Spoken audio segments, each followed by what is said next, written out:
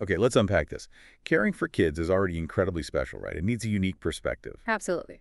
But when you focus specifically on their musculoskeletal system, those rapidly growing bones, muscles, joints, well, things get fascinating. And challenging. There are distinct challenges, but also, huge rewards for a nurse. Right. Problems here can have serious long-term ripple effects if they're not caught and managed correctly. Yeah, your eye for detail, your ability to observe and know what to do, it's absolutely vital in this area. So welcome everyone to a deep dive that's specifically for you, our nursing students. We're digging into material derived directly from a foundational nursing textbook chapter on pediatric musculoskeletal dysfunction. The kind of core knowledge that really forms the bedrock of practice. Our mission today is simple. Go through this source material with you, pull out the critical nursing knowledge, Yeah. the why, the Well, pathophysiology, what you see, so signs and symptoms. and the what you do, nursing care, interventions, treatments. We want to distill it so it makes sense, sticks, and is useful right away for studies and, when you're on the ward. Exactly. It's not just about the conditions themselves, but the nursing implications. What are the red flags? What actions do you need to take? hmm And maybe most importantly, why are you doing them? So we'll start with those fundamental differences, kids versus adults, then cover essential assessment skills, general management like immobilization. And then we'll zoom in on some specific conditions you're pretty likely to encounter. Yeah, it's about equipping you with that foundational understanding, feeling confident, competent. Okay, so where do we start? I guess with the absolute core concept. A child's musculoskeletal system isn't just a mini adult version. That's the essential premise your source material lays out. It's fundamentally different because it's developing dynamically. Right, like infants have way more cartilage relative to actual bone. That flexibility changes how they might break bones, but it also influences how they heal. And then there are those open epiphyseal plates, the growth plates. That's where the long bone growth happens. Absolutely, and it's a significant vulnerability. These are areas of active cartilage cell division near the ends of long bones. So if a fracture happens there. Right, if it goes through the epiphyseal plate, it's not just a break. It can potentially mess up those cells, impacting future bone growth in that limb. Wow, that potential long-term consequence is huge. That's why they get special attention. Definitely. But there's a really cool upside mention, too. Children have a greater ability to remodel bone. Yeah, their bones are incredibly resilient, aren't they? Especially younger kids and with certain fracture types, the bone has this remarkable capacity to reshape, to correct alignment over time. It's a big advantage in pediatric orthopedics. Okay, but it seems a bit counterintuitive then that they have an increased risk of certain fractures, like during growth spurts. How does that work with the great remodeling? It's a balance. Think of it like rapid construction. During those intense growth spurts, the bones are elongating fast. They might temporarily be less dense or maybe less strong relative to the forces they face. Or the muscles and tendons pull in ways that put unique stress on the bone ends. Ah, so that rapid change creates like a temporary weak spot. Exactly, a window of increased fragility. It highlights that growth is powerful, but it can bring temporary vulnerabilities. That's a key insight for nurses. You're caring for a system that's constantly changing. And as a nurse, understanding these specific differences, why is it so crucial day to day? Because it directly dictates what you're looking for in an assessment, how you interpret findings, and how you care for the child. Right. A child's pain response might look different. A seemingly minor injury could have major long-term implications if it involves a growth plate. You just can't use an adult template. You have to be tuned into the developmental nuances. Precisely. That sets the stage perfectly. So, if we can assess a child like a small adult, what are the essential components of a musculoskeletal assessment your source highlights? Well, you always start with inspection. What does it look like? Symmetry, side to side, obvious swelling, bruising, deformity. How they stand, how they walk. Posture, gait, watching them move can be a huge clue. Then you move to palpation, getting hands-on. Feel for tenderness, specifically. Check for warmth could be inflammation, infection, and feel or listen for crepitus. Crepitus. Okay, for someone new to this, what does that actually feel or sound like? Good question. Imagine running your fingers over like coarse sand or maybe crumpled cellophane. Okay. It's that gritty, crackling, or popping sensation or sound you might feel when you move a joint or gently palpate over a fracture site. It often means bone fragments rubbing or sometimes air under the skin. Got it. You also need to assess range of motion and muscle strength. Vital for understanding function. Can they actively or passively move the limb normally? Is there stiffness, guarding? And comparing strength side to side. Exactly. Compared to the unaffected side, can they bear weight, if appropriate? Now, your source material really emphasizes one critical nursing skill. It seems non-negotiable, especially with injuries or immobilization. Neurovascular checks.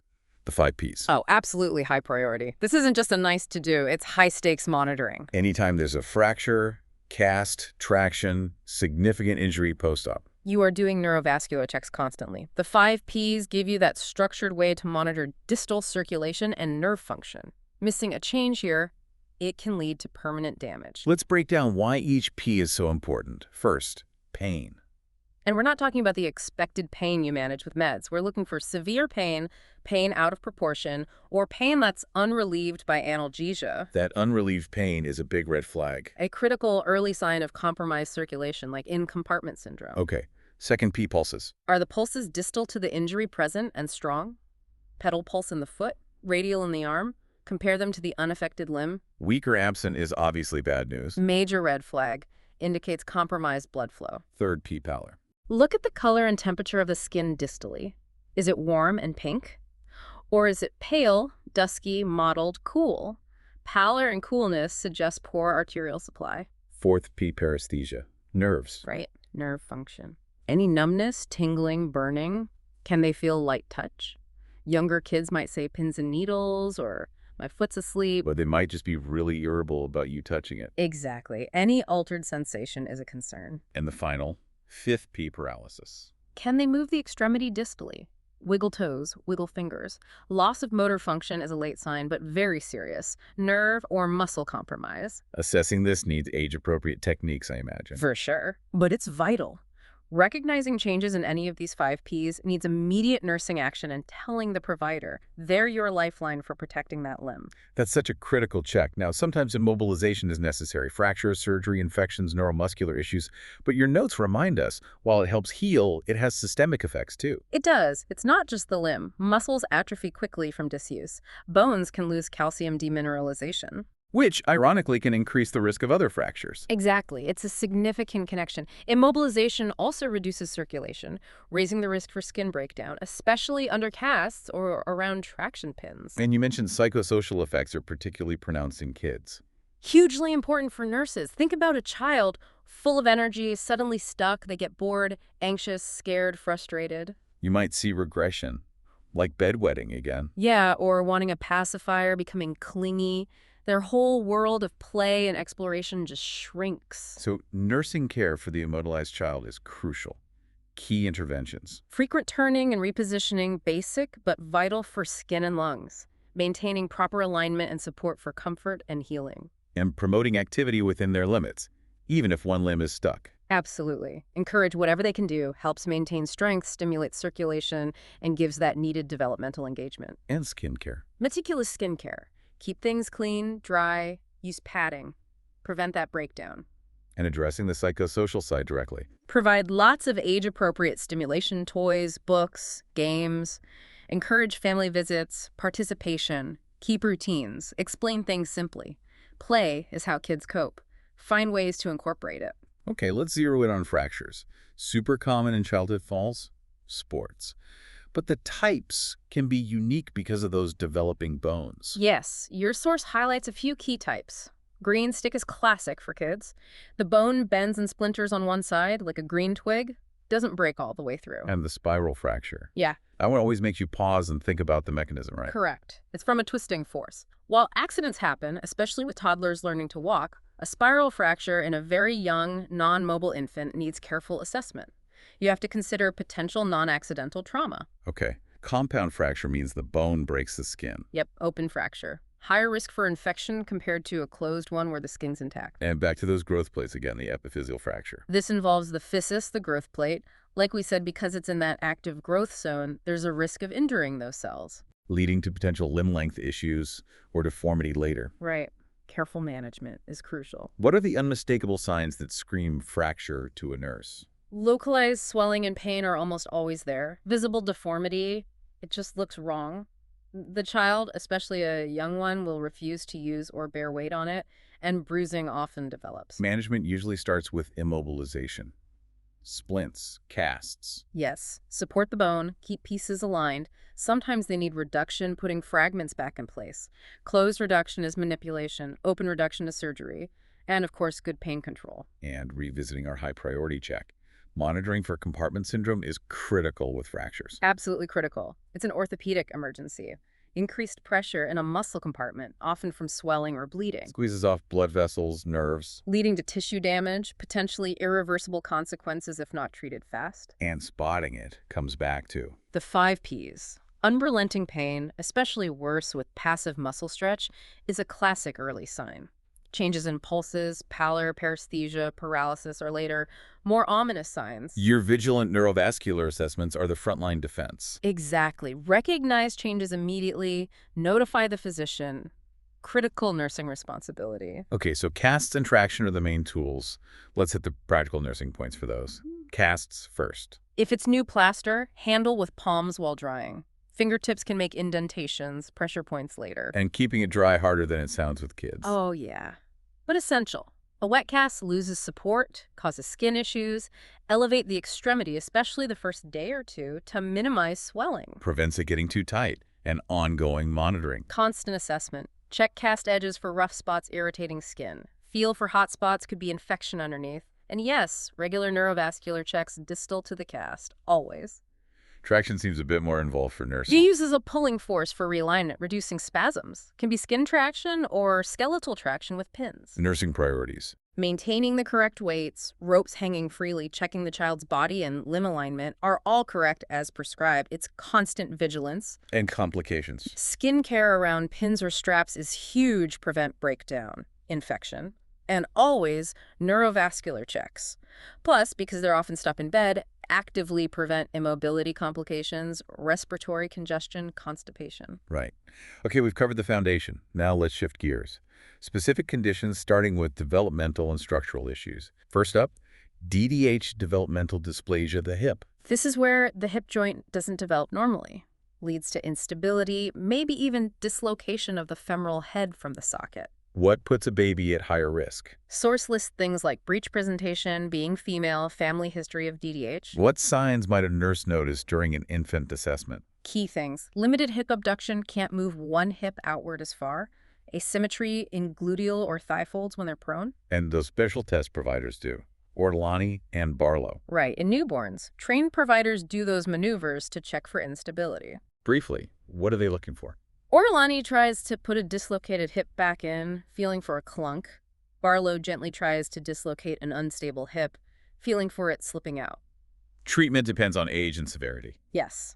For infants diagnosed early, under 6 months, usually the Pavlik harness, it holds the hips in flexion and abduction, helping the femoral head stay seated, promoting proper development. And if that doesn't work or it's diagnosed later, Options can include casting or surgical reduction. another structural issue, often seen at birth, clubfoot or Talipes equinovarus. Yeah, the foot's turned inward and downward. Can be positional, maybe flexible, but often it's a structural bone issue. How's that managed? Standard approach is serial casting.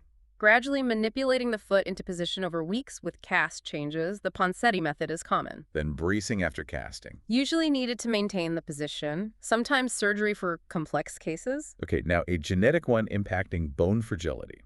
Osteogenesis imperfecta, OI. Brittle bone disease.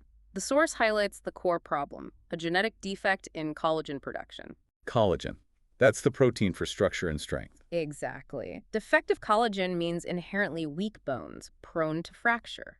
So the hallmark is multiple fractures, often with minimal trauma. Absolutely. That's the defining feature. Other signs. Blue sclera, the whites of the eyes look bluish, early hearing loss, often short stature. Management must be focused on prevention and support. Yes, protecting from injury is paramount, requires extreme care and handling. Medications like bisphosphonates, like pinidonate, also play a role. Okay, special expert hat time again. How do bisphosphonates help in OI? They don't fix the collagen, right? That's the key insight. They don't fix the faulty collagen. They work by targeting osteoclasts, the cells that break down bone. Ah, so they slow down bone breakdown. Essentially, yes, they put a brake on the demolition crew. This gives the bone-building cells a better chance to keep up, potentially increasing bone density and reducing fracture frequency, even though the underlying bone quality isn't fixed. It modifies the process. That's a great way to picture it. PT and assistive devices are also vital. Definitely. PT helps maintain strength and function safely. Devices like braces or wheelchairs support mobility and prevent injury based on need. Moving into conditions often seen in later childhood or adolescence, leg calviparthia disease. This involves a vascular necrosis of the femoral head. Basically, the blood supply to the ball part of the hip joint gets interrupted. Without blood, the bone tissue dies. Correct. And there's a specific demographic. Yeah, more common in boys, usually between 4 and 8 years old. Signs for a nurse to watch for. Often starts with a limp, hip pain, maybe radiating to the knee. Limited hip range of motion is also common. Management aims to protect that femoral head while it heals. Right. Keep it contained in the socket. Often means activity restriction, NSAIDs like ibuprofen for pain and inflammation, maybe bracing or surgery for containment. Another hip issue hits during adolescence, often overweight males. Slipped capital femoral epiphysis, SCFE. Exactly what it sounds like. The top of the femur, the head, slips off the neck, right at that vulnerable growth plate we talked about. Signs for SCFE. Teens usually present with hip or knee pain, sometimes just knee pain, interestingly, and a limp. Key finding is limited internal rotation of the hip. And treatment. Seems urgent. Often considered an orthopedic emergency to stop further slipping. Initial step is non-weight bearing. Treatment is almost always surgical pinning screws across the growth plate to stabilize the slipped part. All right, let's transition. Acquired and inflammatory conditions. Scoliosis is a big one. A lateral spine curvature, but it's complex, includes rotation of vertebrae, causing that rib hump. Most common is idiopathic adolescent scoliosis, developing during the growth spurt, no known cause. How's it usually picked up? Often school screenings using the Adams forward bend test. Child bends forward, examiner looks for asymmetry, shoulder blade difference, or that rib hump. Management depends totally on the curve's severity. Right. Mild curves, under 25 degrees, usually just observation, regular x-rays. Moderate, 25-45 degrees in a growing child, often means bracing like a Boston brace to stop progression. And severe curves. Generally over 45 degrees, usually needs surgical spinal fusion, rods and screws to correct and stabilize. Okay, on to infections. Yeah. Osteomyelitis, bone infection. Correct. Often bacterial, Staph aureus is common, can get to the bone via bloodstream, direct wound, or surgery. What signs point to osteomyelitis? Usually significant localized bone pain, swelling, fever, and often refusal to move the limb because it hurts. Diagnosis involves. Imaging like MRI, bone scans help see the infection. Blood cultures might be positive for the bacteria. And treatment is often pretty intense. Yes, long-term IV antibiotics, sometimes for weeks, to really knock out the infection. Surgery might be needed to drain an abscess or remove infected bone. Similar, but in the joint. Septic arthritis. Bacterial infection inside a joint space causes acute inflammation, can rapidly destroy cartilage if not treated fast. Common culprits: H. influenza, staph, strep. What does this look like? Affected joint is swollen, red, warm, severe pain with any movement. Child likely refuses to use the limb or bear weight. Prompt 5E antibiotics are crucial, and often joint aspiration or drainage drawing out infected fluid and pus. Helps reduce pressure, removes inflammatory stuff, identifies the bug. Joint is usually rested initially. Finally, a chronic inflammatory one. Juvenile idiopathic arthritis, JIA. A group of chronic autoimmune diseases. Joint inflammation before age 16. Autoimmune means the body's immune system mistakenly attacks its own healthy joint. Leading to inflammation, pain, damage. Your source mentions different types. Yes, based on joints involved, systemic symptoms. Oligoarticular is 4 or fewer joints. Polyarticular, 5 or more. Systemic involves joints, plus fever, rash, organ inflammation. Key signs for a nurse to recognize. Joint swelling, pain, warmth. Hallmark is significant stiffness, especially in the morning or after rest. Fatigue is common. Chronic inflammation can potentially delay growth. Management is multi-pronged, including meds. Correct. Meds control inflammation, prevent damage. NSI is often first for pain inflammation. For more severe disease, DMARDs like methotrexate suppress the overactive immune system. Corticosteroids might be used short-term for flares or systemic issues. But used carefully because of side effects, like growth impact. Exactly. They're used cautiously. Can you elaborate just briefly on how methotrexate or corticosteroids work here? Sure. With JIA, the immune system is attacking the joints. Methotrexate is an immunosuppressant. It helps calm down that overactive immune response causing the inflammation. Corticosteroids are powerful anti-inflammatories and immunosuppressants. Think of them like firefighters for a raging inflammation fire. Oh, okay. But they have significant side effects long-term, so often used sparingly or for severe symptoms. Managing JIA is about balancing suppressing inflammation with minimizing medication risks. And the non-medication side is just as crucial. It truly is. Physical and occupational therapy are vital. Maintain flexibility, strength, function, independence. Heat can help morning stiffness. Adapted exercise is important. And psychosocial support for child and family is essential for coping with a chronic illness. Wow, we've covered significant ground, from the unique way kids grow to assessment, managing immobilization, fractures, and specific conditions like DDH, OI, JIA. Yeah, taking this deep dive into your source material really provides that essential foundation.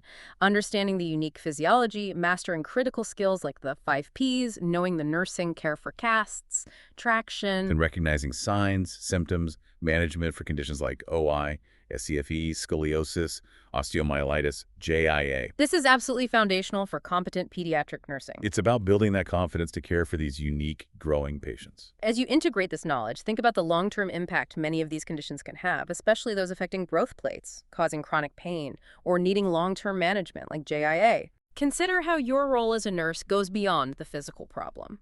Supporting the whole child's development, independence, psychological well-being, supporting the family. It's a different perspective than caring for an adult. Definitely. Think about those unique challenges, but also the incredible opportunities you have to positively influence a child's trajectory when you understand and care for their developing body. What aspects of caring for a growing patient versus an adult feel most challenging or maybe most rewarding to you after exploring this material?